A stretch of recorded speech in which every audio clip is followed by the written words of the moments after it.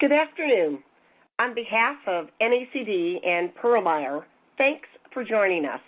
I'm Mary Beth Vitale, and I'll be moderating our webinar, The 7 Deadly Sins of Executive Pay Analysis. As we move into the busy fall season for comp committees, you will no doubt be looking at a considerable amount of information. And while market data is just one of several factors that go into executive compensation decision-making, it is a critical one. It helps ground the committee's evaluation of the current program, as well as its appropriateness for the organization's business and talent strategies. There are, however, some common weaknesses in the analysis and understanding of executive pay data. So today we are joined by executive compensation experts David Seitz and Tim Depew from Pearl Meyer's Houston and Chicago offices. They have outlined 7 points that, if not carefully considered, can lead to confusion or misunderstandings about pay data. And they will share a checklist for directors that will help you stress test the information and make better informed decisions related to executive compensation plans. But before we get into the discussion, Sienna Breen with NACD's education team will take us through a few brief housekeeping announcements, and then it'll be back to me. Thank you, Mary Beth. Audience, I have a few reminders for you today before we get started. First, if you encounter any issues with your webinar console during today's program, such as the slides freeze or the audio cuts out or anything like that, please refresh your browser and this should solve the problem without affecting the record of your attendance. On the right-hand side of your console, you should see several boxes. At the top, you can submit a question to be answered by our speakers during the program, time permitting. Please note that if you submit a question, you will be opted in to receive future executive compensation thought leadership from Pearl Meyer. In the middle, you can tweet live with us using @NACD and @Pearl Meyer. And at the bottom, you can download a copy of today's slide deck and access additional resources. You will automatically receive 1 NACD skill-specific credit for your participation in this live webinar of at least 30 minutes. Credit may be applied to NACD fellowship programs, and you can contact fellowship@nacdonline.org for more details. Again, this is for the live program only. Just as a reminder, a recording of this webinar, a copy of the slide deck, and links to the provided additional resources will be available early next week at nacdonline.org and at pearlmeyer.com. We will also send a follow-up email within the next few days containing all of this information. Finally, we will have a few anonymous evaluation questions at the very end of the program, and we would appreciate your feedback, so please stick around at the end of the webcast to answer those questions. And now I'm going to turn it back over to Mary Beth to get us started. Thank you, Sienna. I think it's important that we first kind of level set, that everybody really understands what we're going to talk about in terms of executive pay data. And the executive pay data plays a key role in determining what you're going to do with your plan and how you're going to determine whether you're going to make changes from last year or what you're going to do. If you're going to keep it the same, you at least have a confirmation on that. The problem sometimes arises that you get so much pay data and pay analysis, and it tends to be confusing to understand what's really important. And I think as a former comp chair, it's really important for you, once you have the pay data, is to make sure that the comp committee has a compensation philosophy. And that philosophy can help you determine, what the pay data you need, what type you need from there, and how to utilize it best to get the best out of it. So let's go with the agenda for today. The goals of the session is to outline the most common issues with executive pay analysis, and that's the 7 deadly sins we started with. We're going to provide questions to stress test the quality of executive pay and improve governance and decision making. And so I'd like to turn it over now to David, who's going to handle the important role of market data. David?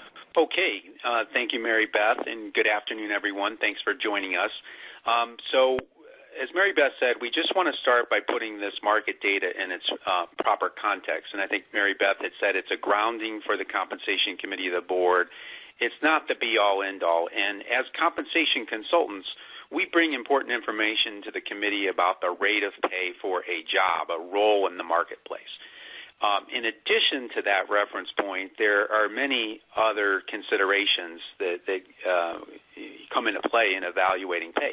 So Mary Beth mentioned the company's competitive philosophy, where how do you intend to pay against a particular market. But even let's say, for the sake of discussion, the competitive philosophy is to pay 50th percentile, middle of the market. Of course, then, as you can see in this chart, some executives should be paid in a given company above market. Some should be paid below market. Rarely would we expect all the executives to be paid right on that philosophy. Obviously, two key factors are the performance of the individual executive is critical, as well as their experience in the role. I mean, we all know intuitively, if you have an executive that's new in the role, first time as a CEO or CFO, that you wouldn't expect that they're being paid, generally speaking, the full market 50th. So I think the important question for the committee is, when you review this market data, is you look at these jobs and say, okay, if we have jobs that are paid below market, why is that? You turn to the CEO and you try to understand the story. Conversely, if you have jobs that are paid above market, similar line of questioning, you try to understand why. Personally, I get very frustrated when I hear committees or management say jobs are overpaid or underpaid. I think the jobs are paid above market or below, and it's then really why is that, and are we comfortable with that? So that's sort of the context. Now, let's talk about this. Here are the 7 deadly sins we're going to talk about today and educate you. So we're going to get down in the weeds a little bit to really help you understand, some of the key issues here that go into this data and give you some questions. So I personally have prepared and worked and reviewed over 1,000 of these studies in my compensation consulting career, and I find, some of these types of issues we're talking today are reoccurring, and they apply. We'll talk about different forms of ownership, but they really apply to, all walks of life. So we're going to take each of these one by one, and we'll also be curious to take some feedback from the audience on which of these kind of give you the most concern or which of you've encountered. So now, before we jump into the first one, why do we have this issue with pay analysis? We're living in the information age. As Mary Beth said, we find a lot of times boards, compensation committees are inundated with information.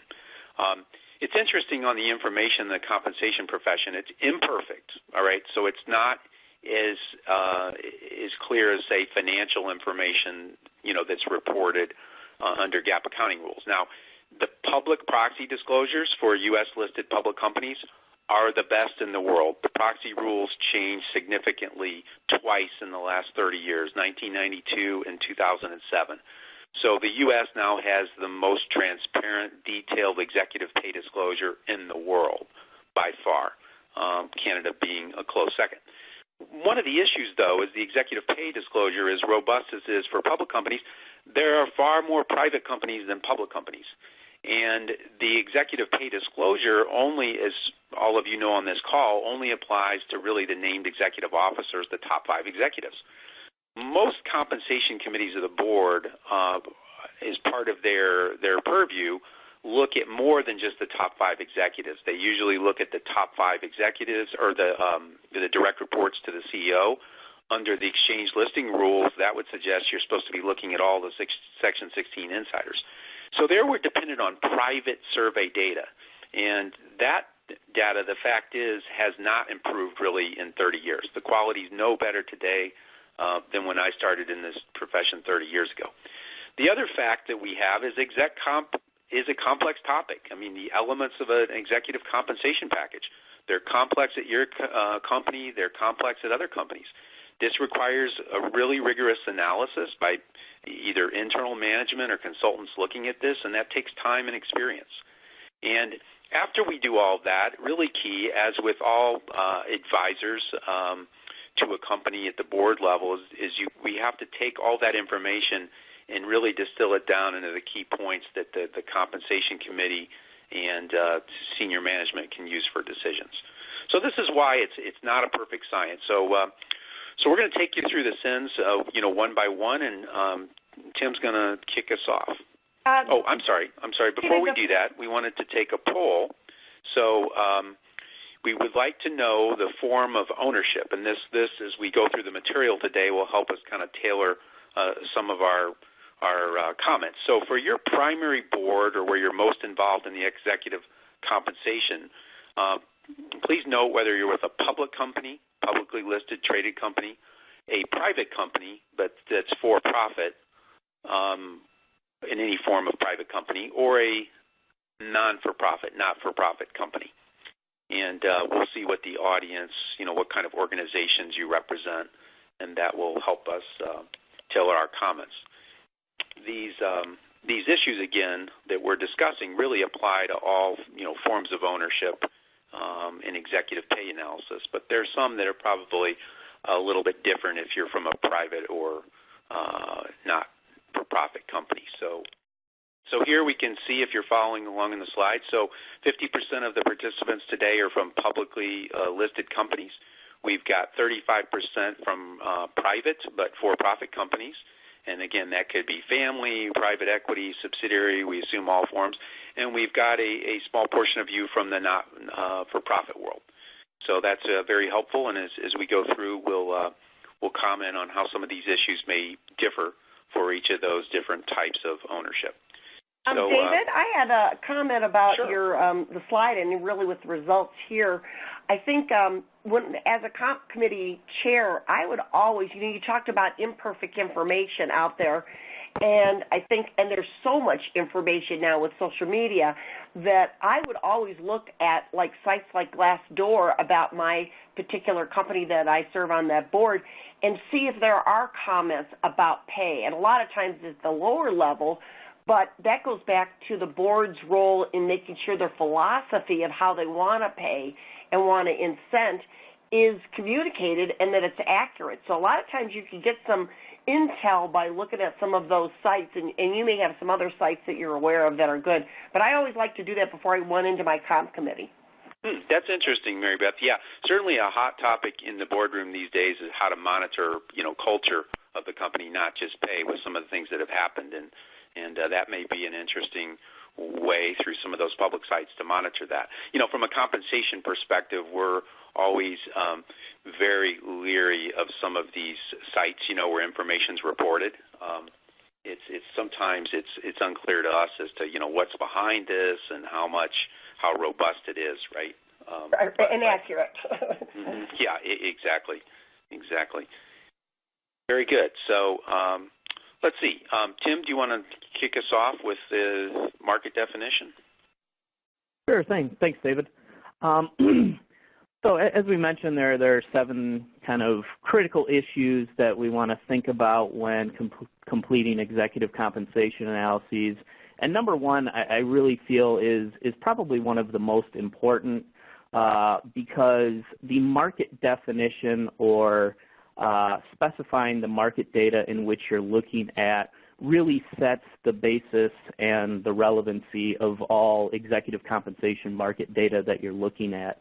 So when you think about the purpose of a executive compensation analysis, the purpose is to determine how competitive your organization is paying to a specified market. Oftentimes when we're asked to review internal analyses completed by an organization, either by their HR team or their compensation team, and we really dive into it and start asking, where does this data come from? That market is not defined. So we run into situations where organizations will tell us, well, we went out into survey XYZ, we looked at the manufacturing industry, and we just pulled all data from the manufacturing industry. And when we are talking about executive compensation, that is just not specific enough, and the data that you pull from kind of that broad set of information may not be relevant and may lead to kind of overstating or understating your competitiveness relative to your labor market for talent. So there's 3 key things that when we're defining a market definition that we get input from the committee and the management team. to define. So the first would be company size. So the size of an organization, and we'll talk about this in number 2 as well, is highly correlated with executive compensation levels. Generally, the larger the company that you are, the higher compensation levels that you're going to pay your executive team. And this is mostly specific for more senior level folks. It's a little less relevant if you're looking at kind of individual contributors or manager level positions, but certainly at the executive level, company size is super important. The second area would be the industry. And so anytime we conduct a executive compensation analysis, we want to make sure not only are we focused on similarly sized organizations, but we want to focus to the best that we can on organizations that are within your industry or in related industries. And finally, and before you move to that, we had a question that came in earlier asking, how do you determine the peer group when your business is in multiple industries? So how do you do that? Sure, and I'll take a first stab at that, David, and you feel free to jump in. But that's a great question, and we work with a lot of organizations that certainly fall within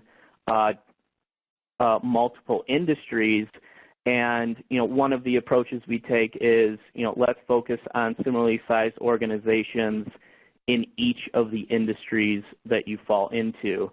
And so if you think about the ideal number of companies in a quote-unquote publicly traded peer group, if that's 15 to 20 companies, we may have 6 companies from industry A, 6 companies from industry B, and 6 companies from industry C to just provide kind of an appropriate balance on where they're looking. And then also, outside of a peer group, most surveys will offer the ability to pull additional compensation data outside of the peer group for those specific industries. And so we can certainly gather survey data from each of those industries as well. Right.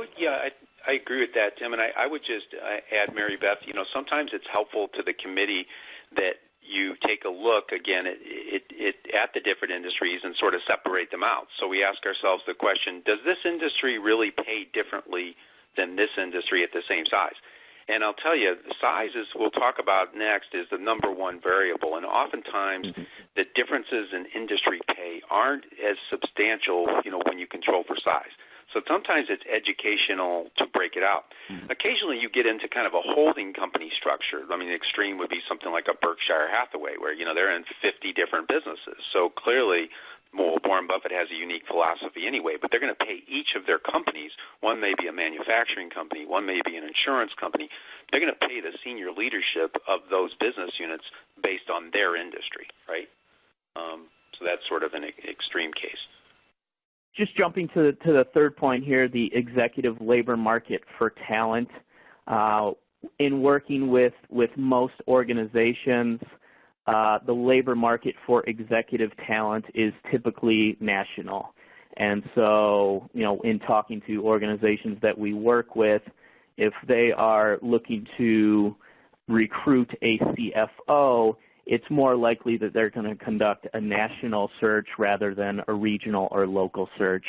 When we do see exceptions to that kind of geographic definition would be, organizations, on the East Coast, New York City, or on the far West Coast, Los Angeles, San Francisco. We do see that executive pay levels in those two areas are generally higher than the national average. And so when we're working with organizations in those areas, we may focus more on local or regional organizations.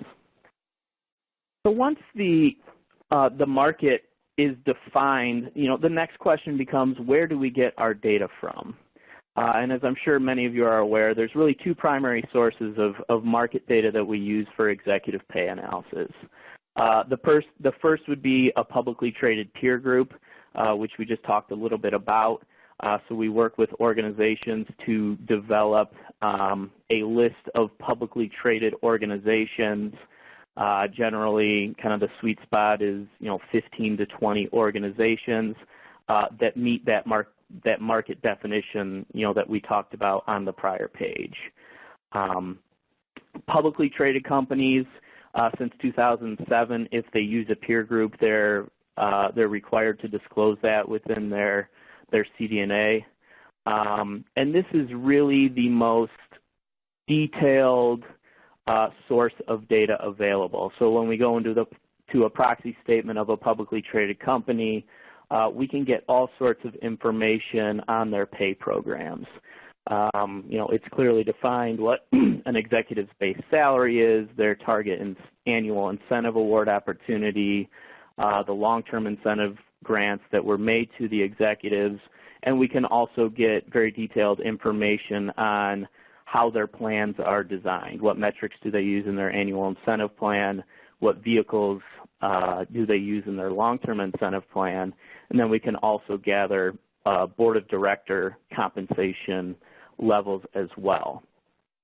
The only real drawback to the publicly traded peer group is that we can only gather data for the named executive officers. So typically the top 5 executives within an organization, which leads us to the second source of data, which almost has to be used for most compensation committees, because when we do these types of analyses, the scope is often beyond just the NEOs. And for those positions, we have to rely on private compensation survey data.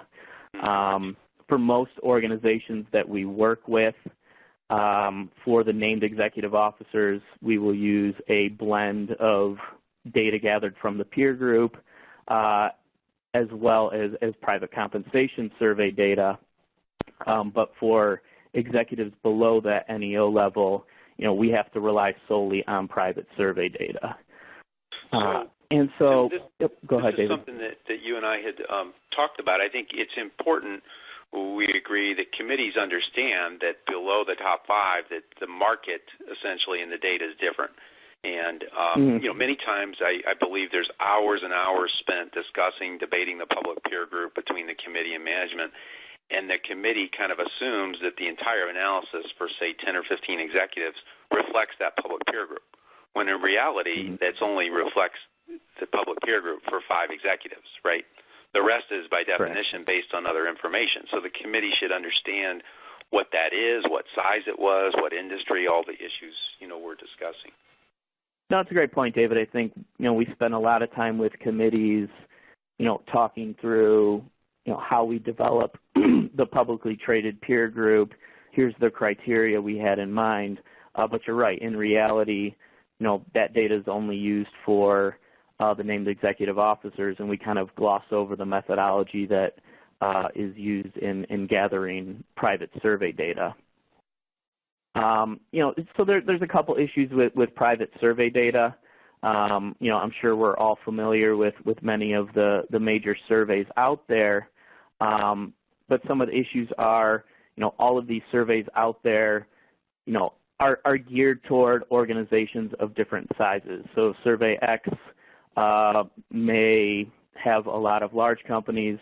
Survey Y may have a focus on smaller organizations. So the different size cuts that are available within each of the surveys varies. Same thing with the industry. Some surveys have a stronger focus on certain industries than others. And the methodologies that are used within the surveys can be inconsistent and differ from one another. And so, we work with a lot of organizations to kind of hash through those ideas and just make sure that everyone understands that survey data is just that. It's survey data. It's not perfect, but it certainly serves as a reference point. And as David mentioned earlier, it's certainly not the end-all, be-all. So issue number 2 is business size, and we talked about this a little bit when we talked about defining the market. But the the number one rule in executive pay analysis is that market executive compensation levels have to be size adjusted. So David and I took the time here to gather some median CEO base salary information based on companies of different sizes. And so, we put this chart in here just to,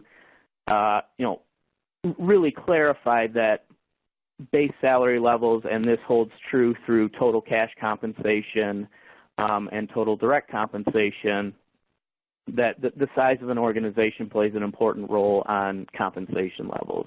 And so just looking at this chart here, roughly you see that as a company doubles in size, we see base salaries going up by roughly 10%.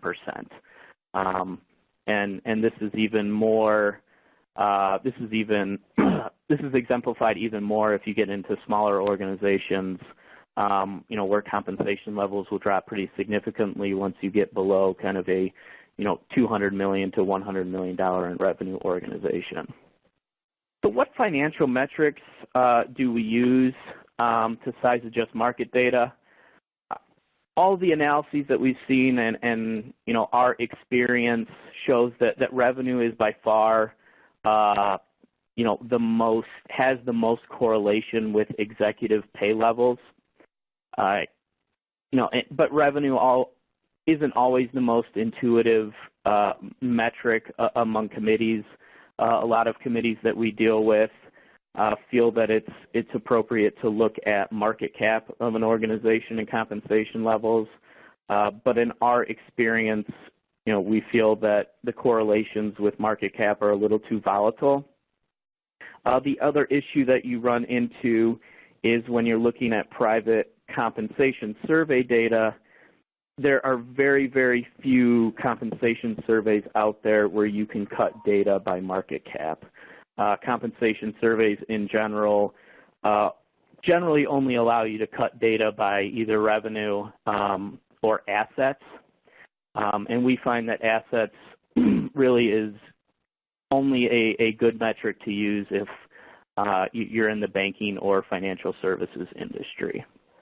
The other issue with private surveys, is and we talked about this a little bit in the last section, is they don't always have consistent size-adjusted data. And so when we think about the two ways to pull appropriately sized compensation data, there's a regression analysis and there's tabular data. And so some of the surveys that you're familiar with will offer regression tables where they have looked at the relationship of the size of the participants in their survey and the compensation levels, and they have created tables for buyers of the survey to punch in the revenue or punch in the assets of their organization, and it will spit out base salary or total cash compensation levels based on that size. So that's one way to get size-appropriate data. The other method would be using tabular data. And so that is essentially where a survey will allow you to say, give me all of the organizations within this industry that have revenue between, and give me the different percentile levels of data. And David's going to talk a little bit more about market statistics in a little bit.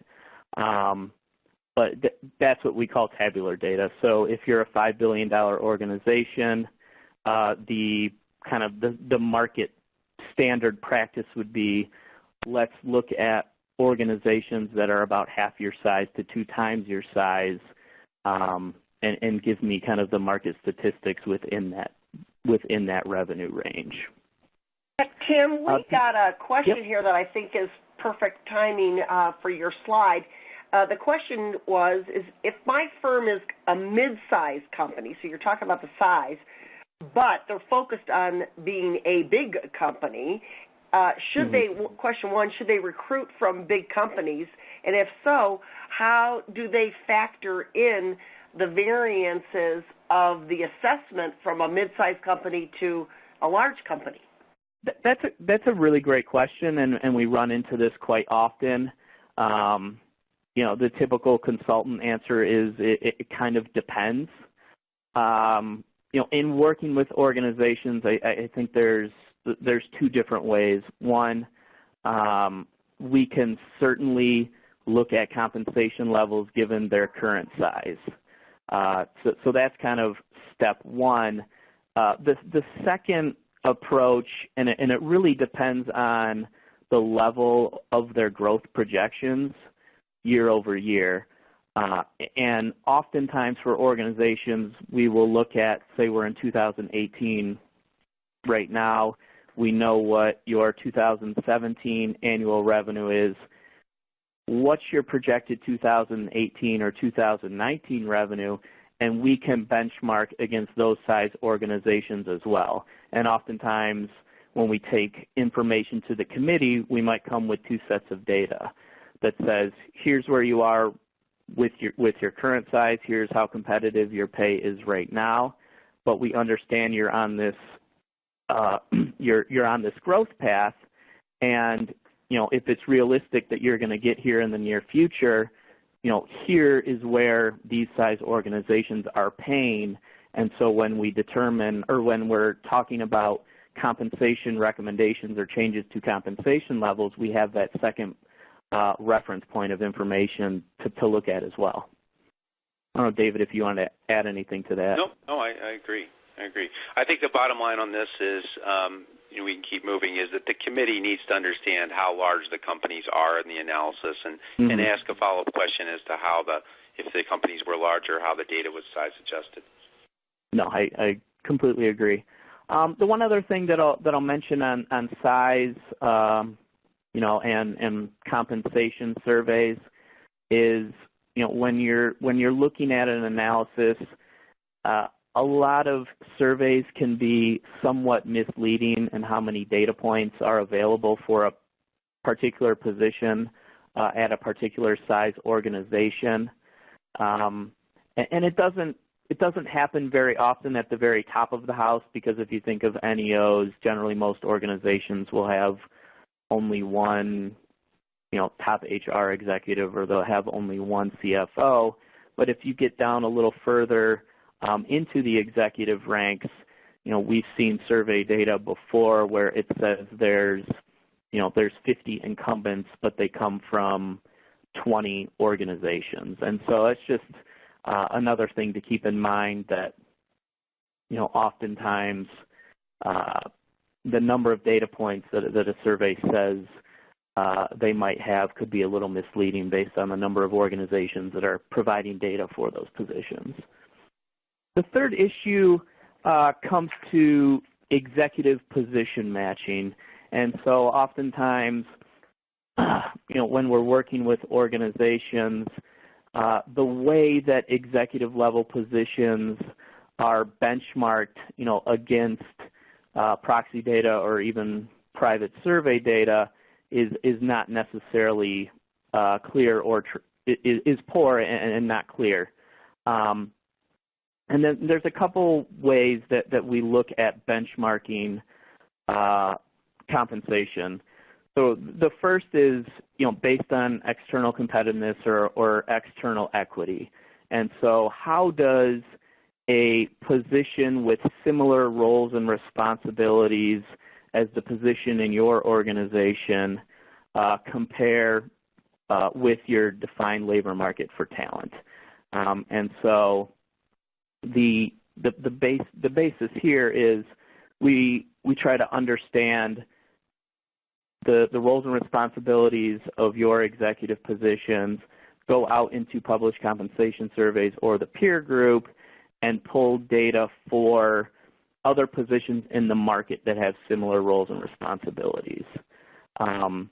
We work with many organizations where there are hybrid positions, where a chief administrative officer, for example, may have different roles and responsibilities than what we would see a typical chief administrative officer in the market have. And because benchmarking is kind of both an art and a science, our philosophy or our standard is if we feel that 80% of the roles and responsibilities of your executive is similar to what we see in the market, that's a pretty good match. The other thing that we run into quite a bit is organizations that we work with want all of their executives to have an external benchmark. And in most organizations that we work with, this just is impossible. Every organization is structured differently. Executives have a unique set of roles and responsibilities. And so our approach is we never really want to force a benchmark on a certain executive position. If we don't feel that we can get a good match in the market, oftentimes we'll classify that as a non-benchmark position, and we can use kind of internal equity considerations to determine what's the appropriate level of compensation for that position. So if we look at the internal value of the job, where does it compare internally to some of the other positions where we were able to gather external data? And so that comes with a lot of communication with the senior management team and the compensation committee to educate them on why a certain position may not have an external benchmark and why we're choosing to pay this position at a certain level. I'm sure most of you have seen executive compensation reports, and you've in almost all of the reports that we prepare and that we've seen, we kind of have a benchmark or market match page, and it looks similar to this, where here is your position that we've benchmarked. Here's the external benchmark that we've used in the market. Our approach here is that we want to be very transparent on the types of roles that we're benchmarking your executives to. One of the things that we want to keep in mind is we don't ever title benchmark, and the reason for that is that organizations of different structures have different titling practices. The top human resources executive, in a publicly traded company could be an EVP of human resources. In a private company, it could be a director of human resources. But in reality, the EVP and the director title don't mean a whole lot. If that person is truly heading that function, we're going to benchmark them against the top HR executive within an organization. We get lots of questions. Our VP of HR, who currently leads the HR function, is being promoted to an EVP. How does that change the market data? And our answer is, if the roles and responsibilities aren't changing, that doesn't change the benchmark that we're going to use to determine an appropriate pay level. The one other thing I'll comment here, and this comes back to the hybrid role, and you can see it on the second line of our table here. It is a common practice for benchmarking purposes to apply premiums or discounts to the market data to account for additional or less responsibilities than we may see in the market. So for example, the CFO here, if you have a CFO who is also responsible for the IT function, we may apply a 15% premium to that market data to account for the fact that most CFOs in the market would not also have that responsibility. But we want to make sure that any adjustments we're making to the market data is very clear, and we try to keep those at a minimum as well. All right, David, I think I'm turning it over to you to start with number 4. Okay, very good. So statistics are really important in compensation analysis, and we wanted to just mention two that we encounter that can really distort the information and that compensation committees should be aware of. So one is that generally speaking, there's really no place for averages in compensation analysis. Compensation analysis should always be based on 50th percentiles or medians. So whenever you see averages reported, that right there can distort the compensation data. Another point that we believe the committee should also be very, very in tune with is what is the, quote, market value? You know, we started the discussion today by saying the purposes of a pay analysis is relative to the market, and how do you define the market? This is an actual example of a case I was involved in years ago. It was a very, very successful bank, and the committee and management had a great working relationship. But this is how the information had been presented to the committee on this slide. You know, base salaries are 10% above the quote market.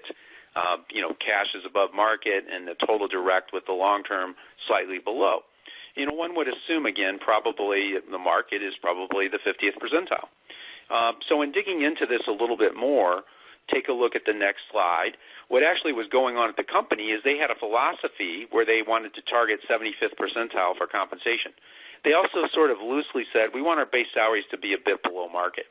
And so if you kind of articulated their philosophy, they essentially had base below the 75th total direct, though that really implied their long-term incentives were 90th percentile.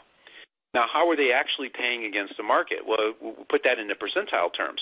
And you can see that they were paying almost exactly on their philosophy, 73rd. So, yes, it's 10% below, but it's still top quartile of the market. Their long-term incentives are off the charts, right? So just a simple little presentation like this, which gets into our last item about reporting, kind of changes your whole perception of the information. And I think this was a bit of an eye-opener to the committee and more helpful to look at it in this manner. The next two, I'm going to go through these next two incentive topics quickly in the interest of time, but one of the biggest changes in the comp profession over the last 30 years has been long-term incentives and the valuation of long-term incentives. It's very important for the compensation committee when you're reviewing all this analysis to, one, understand what are the LTI values represented in this report for my company, right? We can all quickly get our brain wrapped around the base salary, the target annual incentive. The number that's not ever intuitive is, why are we saying the LTI is worth X dollars, right? It's never obvious, so that requires explanation. Similarly, how are the market values being determined? And again, as we've been discussing in this call, there are a lot of issues related to the quality of information about LTI values in the market. Now, as we sit here in 2018 and you say, what's the ideal way to compare long-term incentive values? Well, the ideal approach is to compare the grant date LTI opportunity, and in the case of equity plans, that's based on the accounting valuation. There's an accounting standard, ASC 718. So that's what one would expect would be reflected both for your company and the market. In the case of long-term cash awards like bonus plans, it would be the target opportunity. But it would serve you well as a committee member, again, just to be looking at those numbers in the reports and saying, now, do I understand what this represents for my company? And then asking management and the consultants, well, what does it represent for the market? In the area of annual incentives, probably the most confusing point is target versus actual. And we would say it this way. Generally speaking, for an apples-to-apples comparisons, all pay studies focusing on the opportunity should look at a target opportunity comparison to the target in the market. Once you get on this path of looking at an actual incentive payout, whether it's for your company in the market, then we're factoring in prior year performance, and we're really kind of getting into a pay-for-performance analysis. But fundamentally, management and the compensation committee need to answer the question, are we offering a competitive opportunity? How does our opportunity compare to market? Therefore, we want to look at the target as the starting point. Now, implicit in all that is, the targets have a reasonable stretch, both at your company and the market.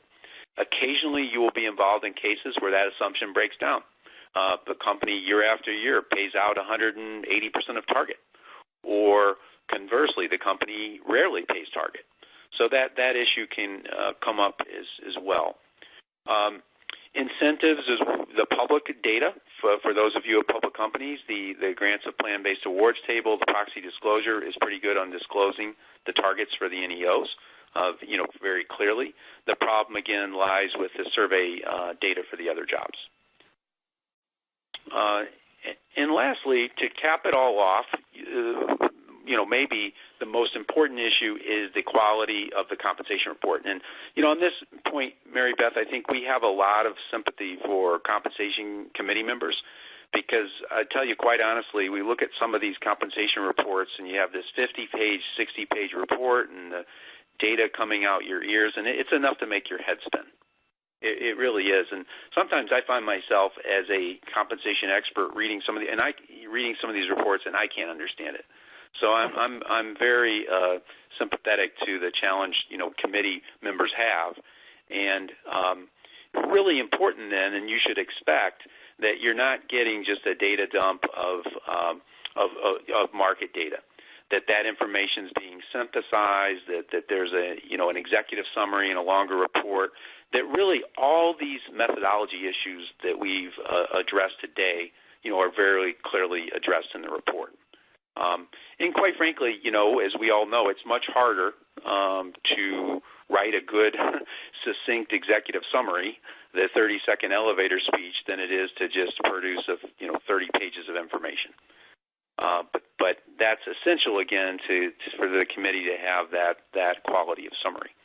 Yeah, because our concern is we want to make sure we're incenting our existing employees and able to attract the best and brightest. Yeah, that's right. And back to what we said, Mary Beth, in the opening remarks, it's if some of these issues we're talking about, I guess at best it may just make it harder for the committee to process, a little bit more confusing. But at times, actually, it may actually be misleading, and that's the danger.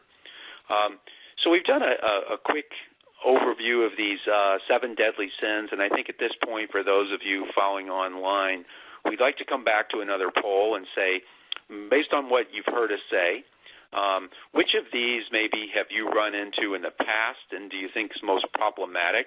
Or listening to this discussion, which of these would give you most pause? Which would be most concerning to you, as a committee member? And then we'll take a look at some of the questions that you can ask as we go into this fall busy season, and then we'll take some additional questions from the audience. So let's see what the group's saying. Okay, so pretty equal distribution here. We've got 45% of the group, 46% of the group saying one of their concerns is the LTI information. Very interesting. And then we've got a pretty equal distribution across all these other points. I find it interesting that the group's not as concerned about the report. The market definition is less than 10. So LTI values the position matching that Tim went through, how your positions, the company's jobs are matched up with the market, seem to be the leading concerns. Any reactions to this, Mary Beth? I think, we had one question that kind of dealt with some of those about the executive positioning matching. And I thought this was a great question, is like, how do you, everybody wants to be rated, as a CEO either above midpoint. And when you start doing that and considering that, you're just increasing the executive compensation every year and not really looking at the value on that. So how do you deal with that as a comp committee? So I think that was a little bit higher than, obviously, long-term incentives are really always a challenge. But, we had a question on that, so I think that's really, you had almost over 16%, so I think that's a concern for some of the people. Yeah, definitely. And so one comment on that is, again, refocusing everyone again, CEO, the committee, on what's your opportunity. Is it a competitive opportunity? And then going back to where we mentioned earlier in the call is, so what's the experience of that CEO? If you've got a high-performing CEO, someone that the board's very pleased with performance, has been in the role for 5 to 10 years at the company, that's a different. And you've got strong, good, solid company performance, 50 or better. Then you might feel differently than, of course, you had somebody new in the role, right, newly promoted, relatively new to CEO. And we go back to that chart as one would expect them to be below the 50th, right? Oftentimes when we're looking at new executives, we'll be working with the committee to kind of have a flight path to get them to market. I think the second point you always want to remind everyone is, look, this is your opportunity. People get confused between, well, our company's performing really well, therefore we should have a greater opportunity. Well, not necessarily. What should happen if the company's performing well is annual bonuses should be better than target. So strong annual financial results should be, you should be paying bonuses above target. And over time, you should see the stock price going up. So this is this whole discussion between realized or realizable pay versus the opportunity. So that can be very important in getting everyone focused, around that. So I guess just to recap here, some questions. So we're going into this busy season, and I guess we would encourage you, based on this discussion, you could certainly go back and look at the last report that you're involved in as a committee member and see if it addresses all these issues or questions. If you see something that's not addressed, this would be a great time where you could send a note to the management point, the committee consultant, and say, hey, please make sure that this is addressed in this year's report. Or as you go into this busy season, and this is sort of the checklist that Mary Beth referred to, as you're reviewing these analyses and reports, you should be thinking about these questions, making sure that you understand these. So this is sort of a checklist for you to use. So I think that, that really concludes our planned remarks. But at this point, Mary Beth, if there are other questions that have come in from the group, we'd be happy to. We've got a couple minutes to take a few questions. Yeah, we've got at least 2 or 3 that have come through, and I'm sure there's more in there. But one question I think that's really of note is, how do you deal, when you're looking at the market assessment that you are playing in, how do you deal with somebody that is currently working in San Francisco, now moving to San Antonio, or vice versa, or Denver to Des Moines? How do you deal with that in either attracting them, or if you're moving them, if you're a national company, when you're looking at the assessment, because it may not pick those nuances up? That was one of the questions. Yeah, well, and Tim spoke to this earlier by saying, generally speaking, once you get to be a certain size, it's a national labor market for talent. And that happens faster than folks think. It's interesting. Sometimes when we work with a company, they can even have $100 million in revenues, and they say, well, this is our market. It's more local. Well, where did this executive come from? Oh, well, they came from Boston. All right. So what Tim was getting at earlier is, yes, there are a couple different tools out there. The geographic differentials are out there, so you can measure the income differentials. Of course, New York, San Francisco, D.C., these are going to be the markets that are higher than national average. But it could be 15, 20% higher, the wages for a given executive in those markets. It's not consistent with the cost of living. The cost of living, as we all know, is going to be 2x in San Francisco or 2x in New York City. So the first thing everybody needs to understand, the committee and the executives, is we're not compensating you for that cost of living. And oftentimes what happens, many of you may have seen this, the hardest part if you're in a Des Moines or a San Antonio or those markets, the toughest challenge you have is getting recruiting talent to come to those markets, right? Why would I want to go to that city? I'm certainly not going to take a pay cut. Once they get there, they find out that it's a high-quality life. There's less traffic. The cost of living is half. Conversely, when you're talking about moving an executive to a high-cost market, I was working with a big Fortune company a number of years ago. They were going into D.C. for the first time, and they were, kind of the CEO and the board kind of dug in their heels to say, well, we're not going to compensate this executive any differently. And the executive's saying it's a different market. It costs more to live there. So you really do need to go through the analysis, and as you would with the rest of your workforce, sometimes you have a different geographic structure, right? You want to be careful about that, about having too many geographic salary structures. But in some markets, you do need to acknowledge that. And that's back to Mary Beth, when you look at that chart. And let's say Tim were working did the same job as me, but he's working in San Francisco and I'm working in Des Moines, right? And you look at that chart and I'm paid the 50th, but Tim's paid the 60th, right? That would be a great reason, right? Well, we've got to pay Tim a little bit more just for the geography. Right. Oh, yeah. There's one last question, and then we'll close it up. Sienna will close it up. Is a question that came in, is there a risk of defining the industry or the executive labor market too narrowly? Yes, absolutely. This is one I feel very strongly about, and that's back to the executive labor market is not 15 companies. We all know that. It's not 12. It's not 18. It's not that group that everybody's looking at.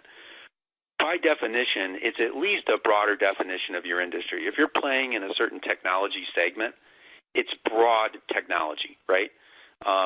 If you're in a bank, yes, it's banking industry, but it's probably the whole regional banking marketplace and even larger banks, right, adjusted to your size. So there's certainly a risk that you can get too bogged down on one market.